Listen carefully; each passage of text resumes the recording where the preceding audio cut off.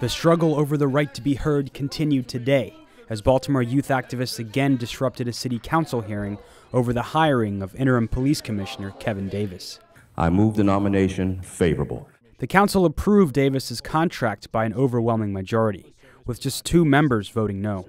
This nominee is confirmed. Just minutes after the vote, protests began. Activists who were escorted out of council chambers left City Hall and proceeded to block major thoroughfares downtown, backing up traffic during rush hour. Protesters say Davis has cracked down on civil disobedience since taking over the job from his predecessor, Anthony Batts.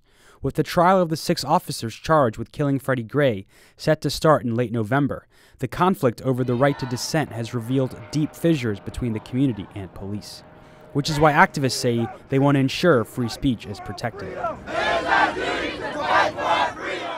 Monday's action took place 5 days after 16 people were arrested after occupying City Hall, with demands including Davis meet with them, the mayor fire housing commissioner Paul Graziano, and the city allocate an extra $20 million towards public education.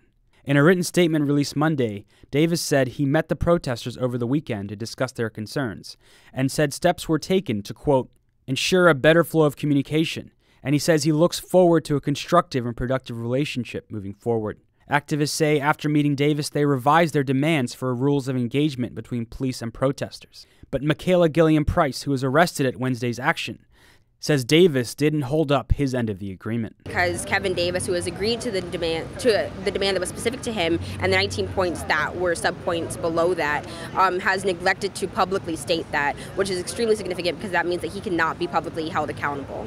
Activists with groups like Citi Bloc and Leaders of a Beautiful Struggle say it's necessary to protect civil disobedience so citizens can demand reform of the police force and challenge policies that have fueled mass incarceration, the drug war, housing segregation. So all of those systematic issues are very large and very hard to combat when they're not tied down to concrete solutions, right? And that's what our demands strove to do, right? Protecting the rights of peaceful protesters means that people will be able to draw his attention to those smaller instances of systematic racism that he will then be able to combat on a smaller level, right? And so it's like all of our demands serve as a prerequisite to fighting all of those large systemic issues which he has not been able to solve for. From Baltimore, this is Jessel Noor.